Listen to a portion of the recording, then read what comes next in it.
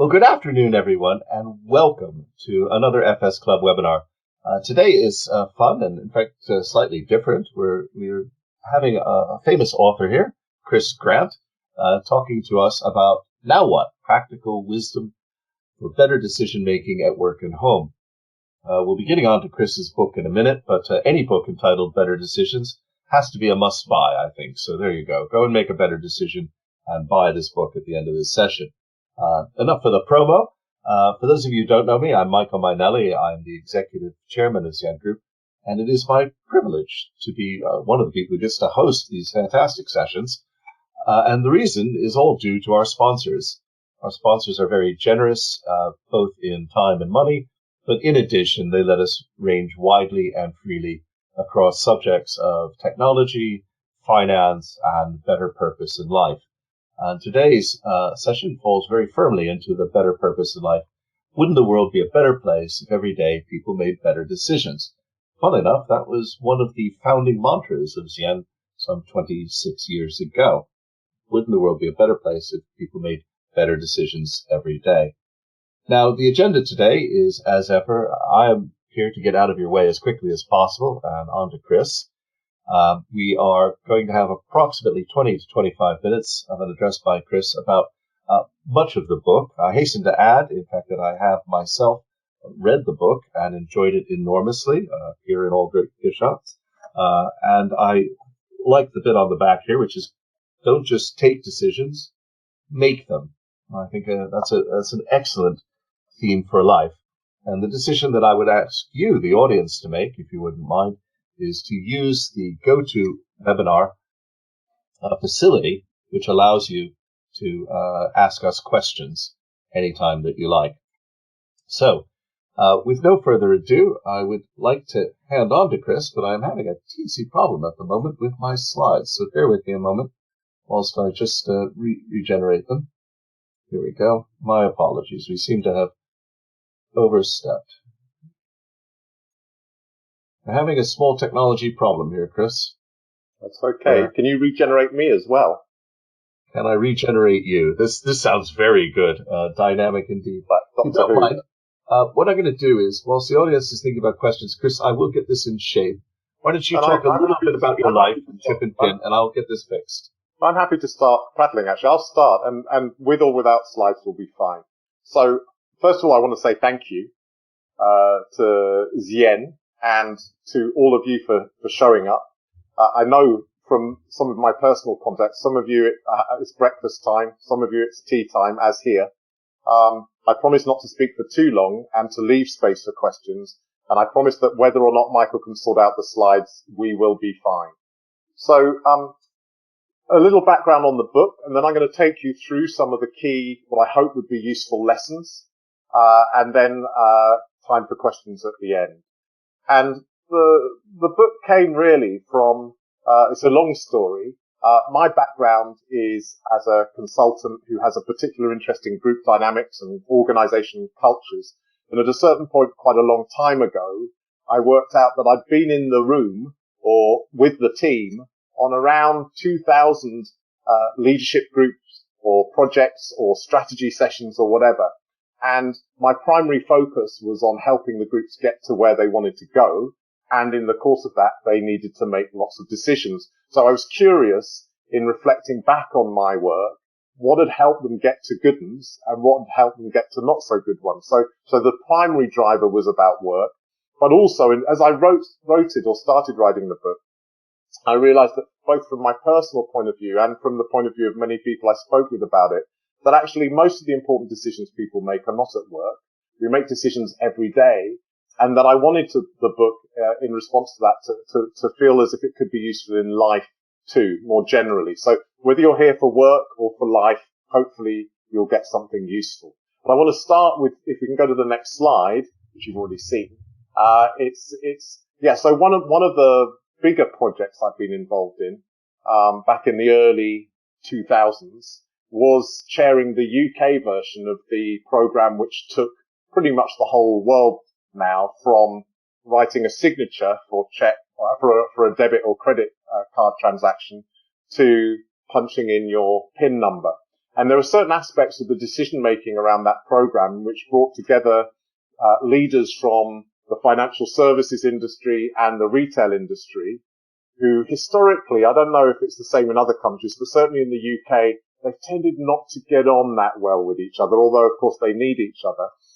There are certain aspects of the decision-making process around that program which I was particularly proud of, but which were tested by this particular logo. And I don't have the chance to get feedback from you. I imagine certainly most of you in the UK would recognize this logo because it's still seen. But as I'll tell you at the end, that kind of happened by accident. And one of the things I love about decision making, and one of the many reasons why I haven't called this book, Right Decisions or Good Decisions, it's only called Better Decisions, is that so much about decision making is an art, not a science. And you can have the best decision making process in the world and it'll still end up badly. Or sometimes you can stumble into a good one, as happened with this logo. But I'll come back to that. If we can move to the next slide. Yeah. So Michael, you've already held up the back of the book, which says, don't just take a decision, make one. What do I mean by that? Well, my lens into that in the book is by talking about what I consider to be the shape of a decision. And for me, it's not just the shape of a decision, any decision. It can be the shape of a good project, a good program, even a good meeting or an agenda item within a meeting, which has 3 phases. And the final phase, which is this one, is the taking of a decision. It's the closing in. It's the convergent. It's the going from a broad view of what might be done to a specific view of what is done. And so that if that's taking a decision, what's making a decision? Well, let's go to the next bit. Well, the first thing you have to do in making a decision, I would argue, is to open things up. It's the divergent, the actual bringing onto the table the data, the views, the opinions which might contribute to a decision. And if you then move on to the next bit, which is the middle bit, which is the emergent, which is where you organize the data and sort it out. You see who thinks what and whether there are clashes or whether people want to work together. It's only when you've done that, I would argue, that with confidence, you should be able to move to that taking of a decision. So on the basis of that, one of the things that I've noticed over the years is that often in an organizational context, in a leadership context, in a life context, people have a view that actually it's really important for a leader to be decisive. And what they tend to mean is that don't faff around, arrive at a decision. But what I would argue, I wouldn't necessarily argue completely against that. And obviously there's a whole movement in leadership that says sometimes it's better to make a decision, any decision rather than no decision. I would also argue, as Michael's showing us, that sometimes it's better to decide not to decide. Why? Well, there are all sorts of reasons why, from a leadership point of view, it might be better not to decide. One is you may not yet have gone through those opening 2 parts of the process, the divergent and the emergent, before you come to the convergent. But there could be other reasons too. You could have put the data on the table and noticed that there are big gaps in it. You could notice that some of the data is working in opposite directions. From a leadership point of view, leaders who decide all the time, sometimes they're less effective because actually what they're not doing is drawing on the skills or knowledge of their team or developing the skills or knowledge of their team. So as a leader, sometimes I might decide not to decide because I want my team members to decide. And yes, they may make a slightly different decision from me. They may make the wrong decision, but maybe we can afford that and maybe they'll learn something. So lots of leaders who talk to me about how hard it can be to delegate, one of the questions I ask them is, are you filling all the space actually where by making decisions where what you really need to do is pull back? But the third of the 10 reasons in the book that I'll pull out around when it's better to decide not to decide is that sometimes an instant decision or my decision is just a reaction. And I may not be in good shape to make a decision at a particular moment. And noticing my own state, which I'll come back to later on, can be a critical dimension of making a good decision. I think that lockdown, as it's been experienced around the world in different ways, for many people has been quite a good opportunity for them to examine some of their own impulses and reflexes and how they may sometimes just be triggered to act in a particular direction. And getting to know yourself to the extent that sometimes you can say, hold on a second, I'm just going to sleep on that one. I'm not going to make that decision today because maybe I've been pulled in a particular direction because of something that's happened is a sign, I think, of leadership wisdom. So, get to the heart of the book. What should we do or what could we do? Well, if we move to the next slide, one of the really central elements of all this is, once again, thinking about all the groups I'd been around the projects. A question that often gets asked in my experience is, what is the strategy? Where strategy is a noun. It's a thing that you should have that's going to help you make a decision. And on my reflection, what I noticed was that having a strategy often wasn't an indicator of getting to a better decision, but the ability to strategize was. And in the book, I draw on an old chestnut, which is an essay that's been written by many people over the years, and I've just borrowed a bit of it, which is about the fox and the hedgehog. So the fox knows many things, but the hedgehog knows one big thing. And the first recorded instance of that parallel or comparison being made is Archilochus back in the 6th century BC. But basically what it's saying, and I'm not knocking hedgehogs. Hedgehogs work with what they've got. What they eat is mainly under their nose. They don't have great offensive tools, but they've got great defense. And so they use what they've got very well for their environment. The fox is different though. So the hedgehog has a strategy around its eating, around its defense, around where it lives and all that sort of stuff. The fox is a strategist, and the fox can adapt. So the fox can live in an urban or a rural environment. The fox can eat pretty much whatever is available to it. And the fox is always thinking and adjusting about, for example, modifying its behavior around certain human beings or potentially dangerous animals to it. And actually noticing over time that if those animals aren't attacking it, it can probably get closer and closer. I live in London. There are foxes that will actually play in the park just across the street from me. So in the book, what I talk about in terms of strategizing is 3 separate things that I think you need to have the ability to do. One is astronomy, one is archaeology, and the third one is geography. And if I take them in reverse order, geography I think is pretty commonly used in strategizing, which is the ability to look around you and see where the landmarks are. So something like the good old-fashioned SWOT analysis, strengths, weaknesses, opportunities, and threats, might be a way of using geography to work out your situation relative to what's going on. Jumping to the beginning, the astronomy bit, once again, I think gets used quite a lot, but often gets used and then forgotten about. And astronomy is about the North Star. And I talk, the North Star, I say if you were designing a planet and you wanted to have a reliable way of people being able to tell which direction they were pointing in to be able to navigate, you could do a lot worse than put a big sign up over one bit of the planet, which always stays in the same bit and says, this is north. Well, that's what the North Star Polaris does. Whereas other stars move around in the night sky relative to the position of the Earth. And knowing what your North Star is means knowing where you're trying to get to. So a lot of organizations do work around purpose or vision or mission or where are we trying to get to. The problem often is that having done that work, they put it to one side, do their SWOT analysis and get on with stuff.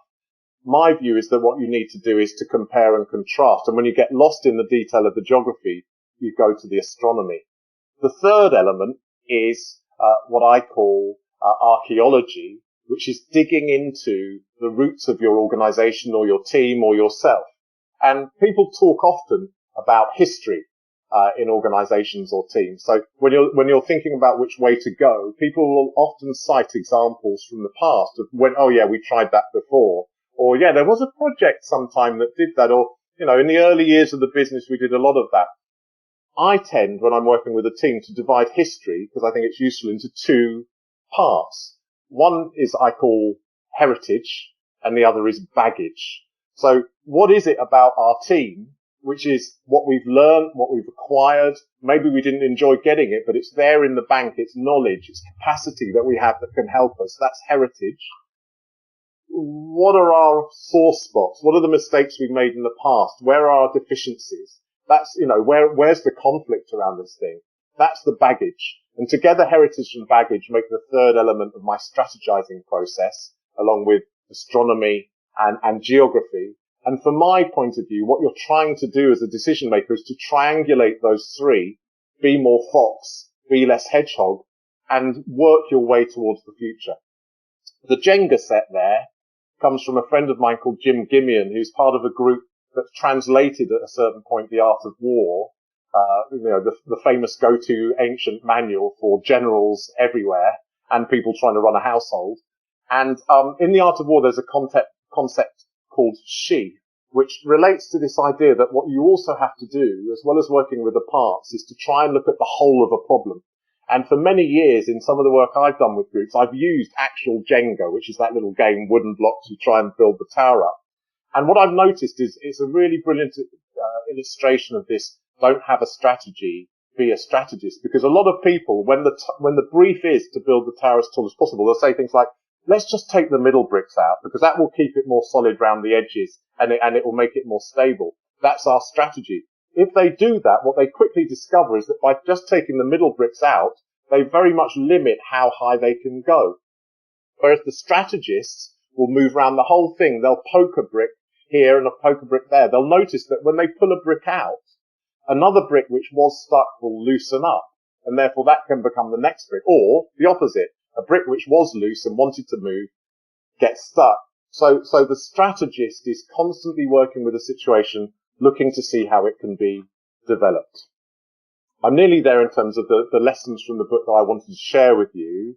If we can go to the next slide, Michael. So the value of ignorance. It may seem really perverse to say that actually in leadership or decision making or at home, sometimes not knowing is a real advantage. And I've got a brief story from the financial services world around this one. So in around 2007, I happened to be working at a similar time with leaders from the arts, so people who ran theatres and studios and music projects and so on, and also with the kind of middle to senior managers of one of our most famous banks, who I won't tell you who they were, and very similar briefs around their leadership and what they needed to do. And at a certain point, we got into this question of when can it be helpful not to know and to own up to that fact? Because to my mind, and it goes back to that idea of before you take a decision, make it, open things out. Because if you think you know all the time what you need to do, chances are you're missing something. So there's an exercise, which I won't go into the detail of, but which basically involved asking these leaders as part of their development to do some work where they had to go around telling each other stuff as if they knew everything. And then we'd switch into going around being what a colleague of mine used to call Little Green Martian, which is, I've just landed here. What's going on? What can you tell me? Curiosity as a leadership discipline. Long story cut short, the arts leaders loved, I don't know, curiosity, opening things up, because working with artists, they realized that they could never know what an artist was going to do. The bankers actually refused. I had a rebellion. It's one of the few times in my 30-year career working with characters in organizations, they actually rebelled.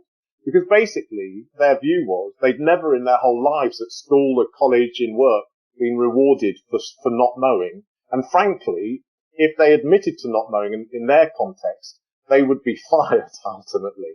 Which was really ironic, because this was 2007. And when the crash happened in 2008 and was then unpacked through people like Michael Lewis, one of the big things that emerged was that in financial services, a lot of quite senior people owned up to the fact that a lot of the instruments they'd been using, they hadn't really understood them, but they'd been too embarrassed to ask, what does this mean? What does this do? And that had actually exposed their unwillingness to go to I don't know, had exposed them and their organizations to quite significant risk. So the bit in the middle here is the power of maybe, which is about having a more scientific process, which is about the power of hypothesis. And there are chunks in the book about how you can get from all possibilities to your final answer by passing over this bridge. You may not be able to see it in the graphic, but the bridge says M-A-Y-B-E, maybe. And it takes you from I don't know on the left-hand side to I know. And there are lots of techniques, some of which you all have. I mean, some of which might just be writing down 20 ideas and then crossing out 19 of them till you've got one left. But the scientific view, which is that you develop a hypothesis and then test it, or, the Kaizen view of continuous improvement, which is about being able to develop a view, a plan, doing something, reviewing how it went, and kind of finessing your way to an answer has a massive amount of power. And I think, just to bring it home for a minute, our options are going to be limited about where we go on holiday this summer for lots of us. And, so talking with the family, well, what shall we do? Just a lot of the techniques in the book, I think there's one which is about, well, let's write down 10 things that we really don't want to do. And then the 11th thing, let's say, but we could do this, and see if we can kind of creep up on ourselves. Or here, let's develop some hypotheses based on, different wacky ideas and rein them in till we get to something that we can do. The power of maybe, I think, once again, is something which is maybe, I was going to say it's underutilized in organizations. I think certainly in the circles that I move in now, people are more open than they used to be to the idea of a prototype. Let's try this. And that brings us neatly to what I think is pretty much my last, or my penultimate slide, Michael, if you would. No, there's one before that. Yeah, so my background, as I said, I think at the beginning, my fascination, which took me into the work I've done, is about groups and culture. And I think one of the questions that leaders and people in all sorts of situations often ask, including family ones, is, do I have to involve them in the decision, or can I just make this myself? And the truth is, often, because the others are going to be needed, I need my family to come on holiday with me. If it were just up to me, I could make the decision by myself, but I have to involve them. Or on this major project, it's all very well for me to say what I want them to do. They have to do it. Or to get topical, British government, if I want to go into a lockdown or come out of lockdown, I can say whatever I like, and the scientists can say whatever they like, but actually it's going to be what the British public actually does. Are they going to have a barbecue? Are they going to drive to the north of England? Or whatever it is. So we have to face up to the fact that groups are going to need to be involved in decisions. And sometimes from my point of view as the facilitator or leader, I might be thinking, well, or I might not be the most powerful person in the group, but I may have a choice about how I work with that group in reaching that decision. This part of the book talks about two key commodities in the group. One is, how much power do they have? Do they have the right to decide this thing, or actually at the end of the day, are they quite insignificant? And the other one is about how much wisdom they have. How much do they know? How much of a field do they have? And depending where they fall, and the same group, by the way, may go into all four of these categories in the space of 1 hour in one meeting, because different agenda items take them to different places. If they've got lots of power and they know a lot, then actually my job is just to facilitate them, because they can get there by themselves. If they've got lots of wisdom, but not much power, bottom right, then consult them, ask them what they think, but don't pretend that they're going to make the decision, because they don't have the power to do it anyway. Bottom left, they have neither the power nor the wisdom. Well, you're just going to tell them what you should do or what they should do. You brief them. And I think this is quite a common one. They, with a board or an exec team or whatever, they've got lots of power, but they don't necessarily know a lot about the topic. And if they're brave, they'll admit it. Well, in that situation, I might need to dress it up a bit, but basically what I'm doing is coaching them to try to get them to a better decision. Which does bring us to the penultimate slide and the chip and pin, back to chip and pin. So this is a really interesting thing. So you can imagine it, and I'm sure some of you working in this world really can imagine it. You've got 20 brands working on chip and pin, and you've got the schemes, you've got Visa and MasterCard and all those sort of people. And at that point, certainly, it's less the case now. If you walked into any retailer, you'd see a load of stickers on the door and then around the point of sale, with different kind of brands of the cards and the payment technologies. And about 6 months before what was called PIN Day in 2006 in the UK, where the ability to sign was going to be switched off, and you had to do this, although of course it had been phased in over many years. The view was of the experts within our group, the comms experts, that we needed something to be able to put that message across, so that people would be able to kind of, it would register with them that they were going to have to do this, and that we needed some sort of logo. And there was massive resistance to this within the steering group of the chip and pin program, because all the brands who were there felt that this would just be competing with their brands and making the whole environment more cluttered and complicated. And one of the things I was very proud of was that in 4 years of chairing that group, we never had a vote. And this was probably because everything was done by consensus. And that stood us in really good stead here, because I think if it had come to a vote, there would have been some very powerful players who would have voted against it. But what was agreed was, and this was sort of the back end of 2005, was that we would do it for 3 months. We'd blitz the landscape with this logo for 3 months, just so that in the run up to Valentine's Day 2006, that people would get that message. And that's what we did. And just on the day before Pin Day 2006, the front page of the Daily Mail said, literally, little old ladies will die because they won't be able to get their food because they won't understand how to do this. Actually, it went really smoothly. This logo did its work. It played its part in that. But the really interesting thing was, which back, once again takes me back to the accidental nature of decisions. It was only meant to be there for 3 months. And 14 years later, because it kind of works, and it has worked, I'm sure it will disappear, particularly as you get more into contactless, it's still there. My final slide, but very briefly, core competence. What's the core competence of better decisions? For me, there are very few life and death decisions that you have to get right first time.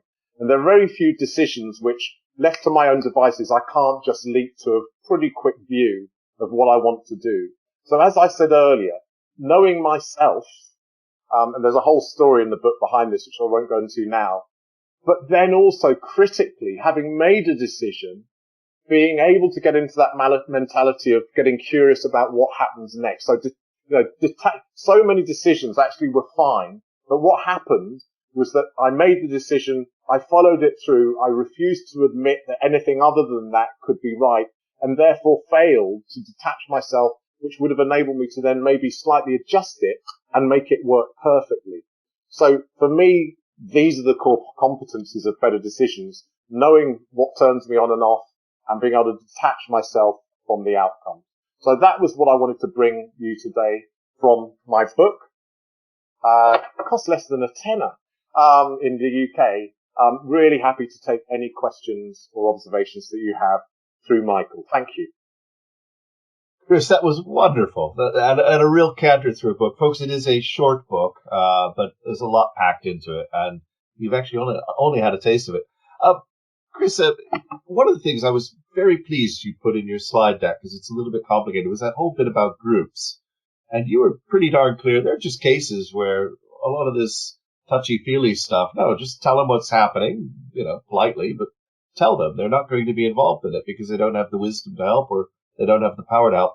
I thought that was a really powerful and core insight to a lot of things. It reminded me of, what was that quote from Clemenceau, that a committee should never be too large and should always consist of an odd number, and 3 is too many.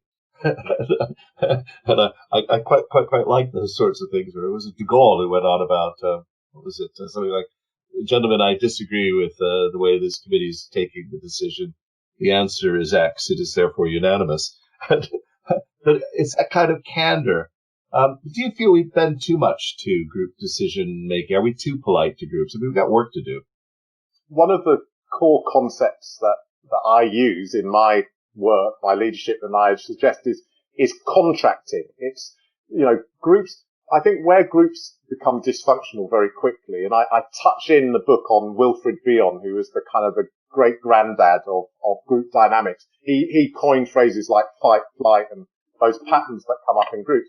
But, if a group knows where it stands, then often that's more important than saying to it, you're in charge. So being honest. And if you're having to change gear between those 4 quadrants from saying, okay, on that last one, we maybe as a group have spent the last 6 months genuinely working out together how we're going to do this. But on the next decision, I'll tell you what, we're just going to listen to the scientists, to coin a phrase from now on. The more important thing, I think, Michael, is being clear and open and contracting or recontracting with the group. This is how we're going to make this decision. We're all going to talk about it, and then I'm going to make it. Or we're all going to talk about it, and then 2 of you are going to go off and decide what we actually do. Okay. And just even with a team that's really familiar with each other, or a family, where it's even harder, just making it clear up front how the decision's going to be made and being flexible in that, I think, is the key. Now, the board's lit up, and I don't want to dominate, but I was wondering if you just spent 15 seconds. You had a really good point in the book about your divergent, emergent and convergent. But you gave a really fantastic tip about body language in meetings for the person who's chairing. Do you want to just share that? Oh wow, that opens the door to a whole other world that I've benefited from learning, which is kind of somatic leadership. So leadership through how you move. And I do think that, if you really interesting exercise, which is horrible if you ever have it done to you, but fascinating. You can do it on the television. Is when a leader's speaking, turn the volume down and see what their body language is telling you. And, all those famous cliches that leaders use, like, our people are our most valuable asset, or I want to say the checks in the post, but that's not really relevant. But the joking aside, one of the things which I just give an insight in the book, which I've seen work very well, is that if you need to get to a decision quickly, it helps to change the way that you talk and you use your body. It's not being inauthentic, but you use shorter phrases. You say, this is what we're going to do. Off we go. But if you use that body language when you're saying, I really want to know what you think, I really want you to input your views, I really want to hear from every single one of you what your view, I don't care how wacky it is. If that's the physical message I'm giving people, then there's a dissonance. So when I'm asking people for their views, there's a whole body of skills in facilitation that I call Cheshire Cat skills, Alice in Wonderland. The ability to disappear from the tail upwards. And like a good referee in sport or umpire, the great games are the ones where you forget that the umpire was there. Great leadership is often where they forget the leader was there because they just get into the fascinating conversation. So if I want your views, I'll just fade back a bit and say, I'm really interested in what you think about this. Why don't you, I don't mind if there are awkward silences. Let's just spend a few. So I think that's the answer, Michael. Just getting to the body language which matches the question. Yeah, I love it. The whole idea that I express things openly, and then I narrow in. Great stuff. I love your three phases. None of that being inauthentic. It's all me. No. If you really mean it, then you should. Now, we got a lot of questions, so we're going to have to ask you to be snappy. And several promises to purchase the book. Tim Coleman says it looks great. He's found the ebook. Any plans for an audiobook? Not yet, but okay. If demand's there. Now, Sean Taylor might disagree with me that we're being too deferential to groups. He says, why have we seen the emergence of strong men, strong women leadership in the last couple of years, in his opinion? Wow, that's interesting. Well, it also introduces gender, and I've been fascinated by the whole COVID response thing, and I'm sure a lot of research will be done on it. But the preliminary indications that countries led by women seem to have done better through this crisis. And countries led by strong men seem to be suffering greater losses in terms of life and economic impact. So maybe it won't be a long-lasting trend. Jane in West London, it's an inside joke here, I'm afraid, is asking, do you think large organizations on the whole are structurally equipped to make better decisions as you define them? Wow. No, I don't, because I think that one of the things which often isn't valued, and maybe even it's been even more a casualty when we're having loads of video conferences, is time to think. One of the ways I judge organizations that I work with is, is it considered a sin if someone is sitting at their desk like this, or maybe reading a journal, or goes off for a walk to think about something? And there are too many organizations where the time that's used, the way that time's used, doesn't allow for those divergent and emergent bits. Some of the most effective organizations I work a lot in sport, and one of my favorite organizations is the English Institute of Sport, which is where the boffins are, who underpin our Olympic and Paralympic performance. And they have spaces, they design spaces which are specifically about the divergent and the emergent. Oh. You can make a convergent decision anywhere, but you need different kinds of spaces to be able to throw ideas around. Yeah, that was another thing you put in the book I rather liked. Where you make your decision is important, and you've got a choice. You can go for a walk with somebody, lots of things you can do. Bob McDowell, picking up on your heritage baggage, how difficult is it for an enterprise to capitalize on its heritage in times of great mobility and change? That's a really good question, because I think the answer is it is quite difficult. Because there's a tendency, particularly in times of difficulty, your focus narrows And you may forget that you've got some stuff in the toolkit that you've acquired through proof. So I think like a lot of things in the book, but also generally, what really helps, if you were to ask me, what's the exercise that's almost guaranteed to get value from a team thinking about how they're going to take on a problem, drawing a line down the middle of a flip chart and saying, what have we got going for us, including stuff that we've acquired? What's going to get in our way? Just literally getting them out. So being conscious about your heritage and your baggage, I think is really, really powerful thing to do. One of the examples I use in the book is the Henry T. Ford. You can have any color you like as long as it's black, for his cars. And there was something that he was being true to the heritage of his manufacturing processes in saying that. And what he was also doing was resisting the baggage of marketeers saying, we've got to give the customers what they want. We've got to give, and at that time, he was making a call based on that tension. Yeah, excellent point. One of the jokes I often talk about with my philosophy friends is kind of what's the first major decision you make in life? I don't know. What is my answer is whether or not you believe in free will. And therefore, the first decision is all about you. Paul Hammer's asking, you refer to detaching yourself from the outcome of a decision. Is that ever really possible? Can we truly be detached? Well, that's a really great question. And yes, because actually, I'm so excited. I'm so excited about it. I pulled my headphone out, Paul. It's difficult because once we make a decision, we're invested in it. But real life tells us that something slightly different is probably going to happen anyway. So my technique for that, or one of the techniques, it's always hard to work on an absence of something. So if I tell you not to get attached to something, it's really hard to do. The easier thing is to substitute something else in. And for me, the core competence is curiosity. So I make a decision and then I see what happens and I get curious about what happens next. And that's what enables, I think, a lot of really effective leaders to be very powerful because they say the first thing, they see what happens, and then they adjust or they leave it.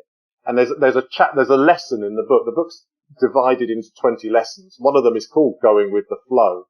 And often just letting things unfold, but being vigilant as to what's actually going on. I think it is possible.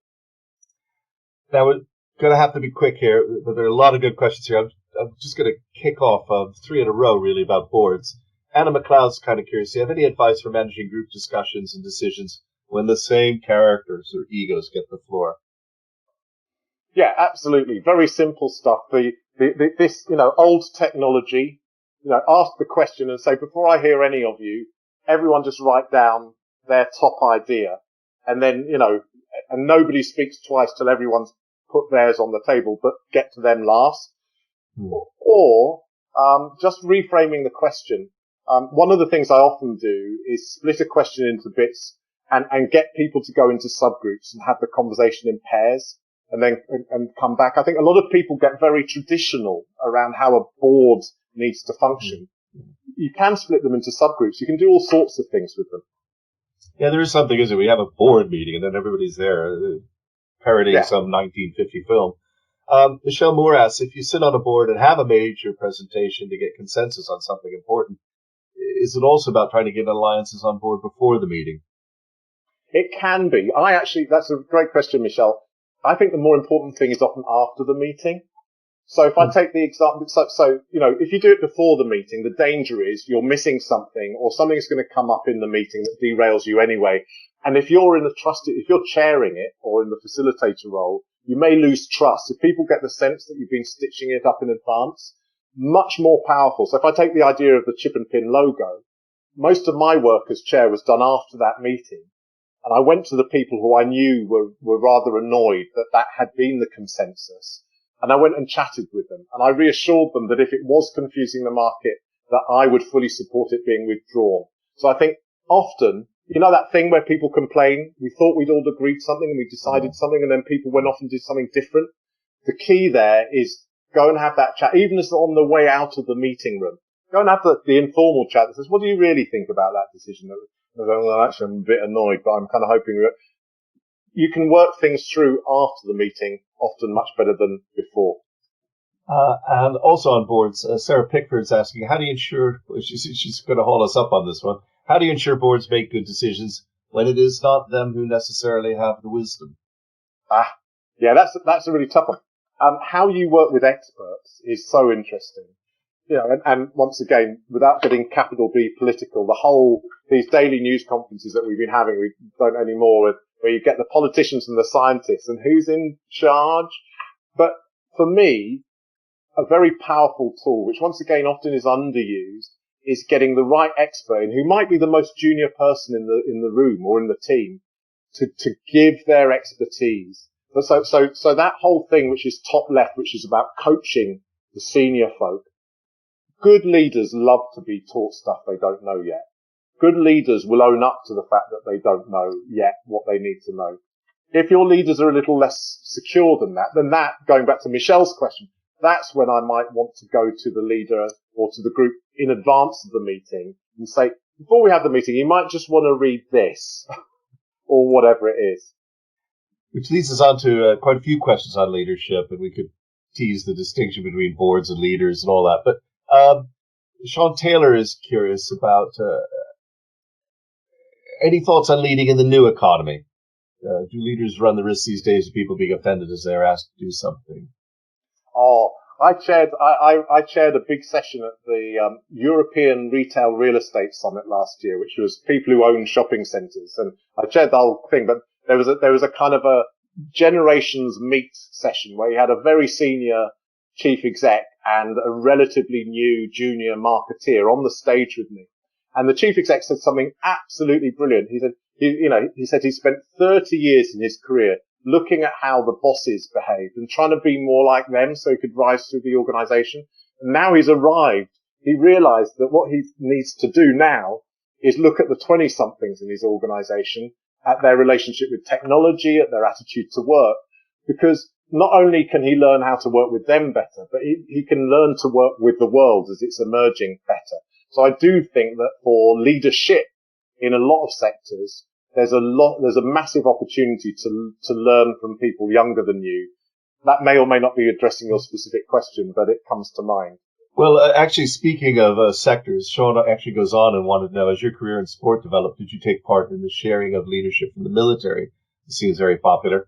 Personally, having spent time in the MOD, I've seen it the other way. If the sports people come over, it always seems that every sector thinks some other sector has got all the leaders. And whilst I happen to agree that it's a good idea to think out of the box, be a bit multidisciplinary, do you have any particular sector that you think does decisions making better? And what do you think about sharing among sectors?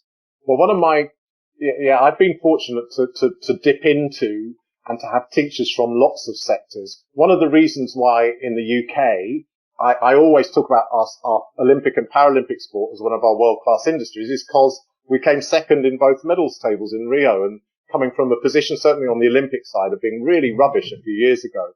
And one of the things which we've done brilliantly in sport in this country is learn from different sectors. But what I think is a bit like folk music. If you listen to one of those folk music programs where they play music from around the world, I begin to think that actually if I'm listening to Aboriginal folk music from Australia and music from Peru and music from Ireland, really old folk songs, I start to hear patterns. Same with leadership wisdom. So the military, one of my favourite things, which I had the opportunity to see once in the UK through work with sport, was in the chapel at Sandhurst where the officers get trained, they have their motto is to serve, to lead. And that whole area of servant leadership, being the last to the water fountain as the leader or whatever, has a strong tradition in the military, but also in some contemplative traditions as well.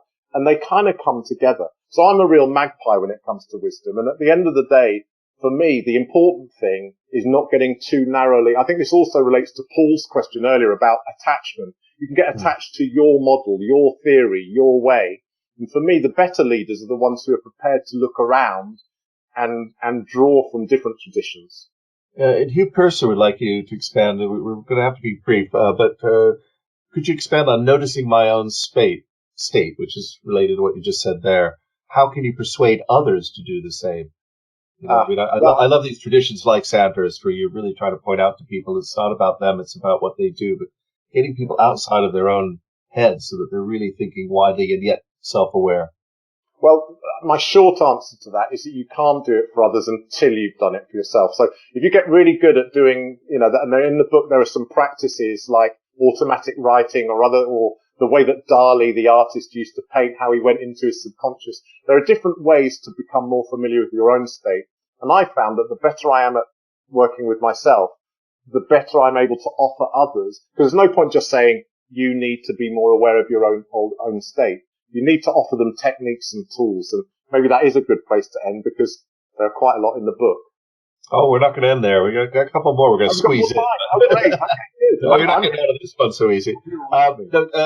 Both Tim Woodhouse and Sean Taylor have some questions about the NHS and the pandemic. I'm going to ask Tim's because I think it's a little bit closer to what you might. How can I encourage public sector bodies to take chances? The maybe prototype, as it were. Does the concept of public money stifle good decisions? Great question. I think that sometimes most of the book is about what can I do? What can we do in the moment? What are the techniques? What I haven't gone into so much, but I think it's relevant to this question is governance. And most good public sector bodies and most good bodies in general will have a formal process, which is talking about their risk appetite. And the challenge I find with it, so a couple of the boards that I'm on and have been on, every year the board will say, what do we think our risk appetite could and should be in relation to our key elements of work? And the problem is they have that conversation, they make an agreement, and then they put that and they just carry on doing what they've always done, which is where this self-awareness thing comes in. So I think, once again, it comes down to contracting, and I think one of the things that stops public sector bodies taking risks where they need to is they think that because they've done that, that makes them risky across the board. So what you also can do is segment all your tasks and decisions where you say, look, this lot, 80%, we have to have a very low risk appetite because we can't afford to get these things wrong. But this 10% we can have a bit. This 10%, if we're not taking risks, we're probably not doing it. So I'll give you an example for a current situation. The whole question of how digital and data gets used to help people get more active is something where I feel that the sports councils in this country need to be taking lots of risks because nobody really knows how to do it. It's been done more in transport around some of the apps that can get you around the town. Apps that get me active, still early days. So I think the sports councils need to invest in quite wacky things because one of them could work, but in a managed way. Second to last question. It's from Ian in West London, a reader of yours. So far west it's practically Wales, I think. In the book, you talk about an autonomous agency to make and take decisions. I worry that the current pandemic or lockdown might inadvertently be enhancing a timorous culture that makes many people nervous of making decisions for themselves. Do you think my concerns are justified? Wow. Yes. And I think that's a really powerful question. And I think that's a really good example of where if I were in a position to do something about it, if I were in government, I think that's a really good example of a question where my answer would be, I don't know. I don't know what the effects, but let's really have a look at that. Because a lot of people have been saying build back better or, the new normal or whatever. I think there is a real opportunity to think about what sort of society we want to be. And forgive me, those of you not in the UK, for us having made our decision about Brexit and so on, there are real, whatever your views, right or wrong, it's a real opportunity to think about what kind of nation do we want to be? How are we going to address this whole generation of kids who've missed a big chunk of school? What is the impact on people? And I know some who don't want to go out. So the best answer, I think, is I don't know, but let's think about it.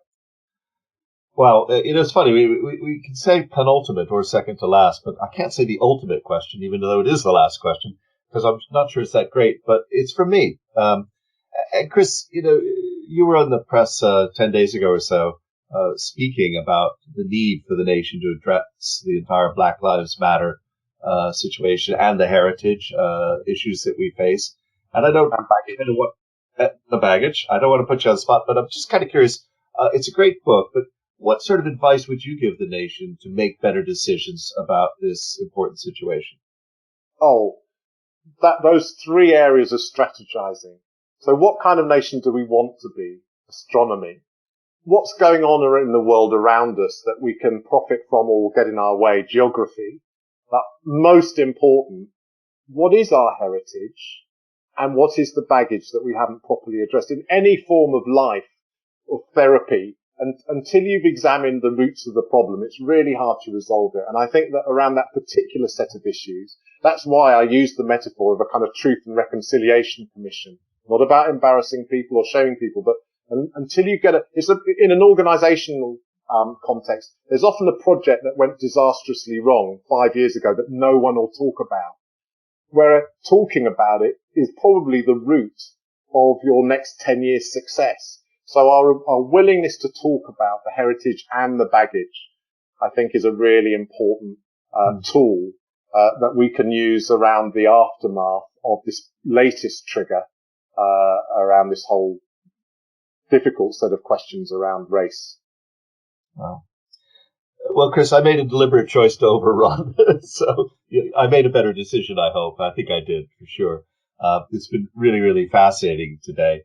I should probably share with you my technique for making a decision. And again, something you emphasize in the book, don't forget the importance of gut feeling. It's always to take a coin and flip it. And I put it on my hand, and then you know what I do? I don't look. I ask, what do I want it to show? You'd be surprised how many times that helps. But what a great candor, folks! I know many of you promised me in the questions you'll buy it. It is worth it, and it's fun, or it wouldn't generate such a wonderful discussion today. I'm afraid I'll come back to you in a moment if I might, Chris. I just need to give a couple of thanks out. My first set of thanks, as ever, must be to our sponsors who allow us, as I said earlier, to have such fantastic sessions. My second thanks, of course, have got to be to you, the listeners. I will be feeding all of the questions and comments back to Chris, so he will see them and can get back to some of you if you wish.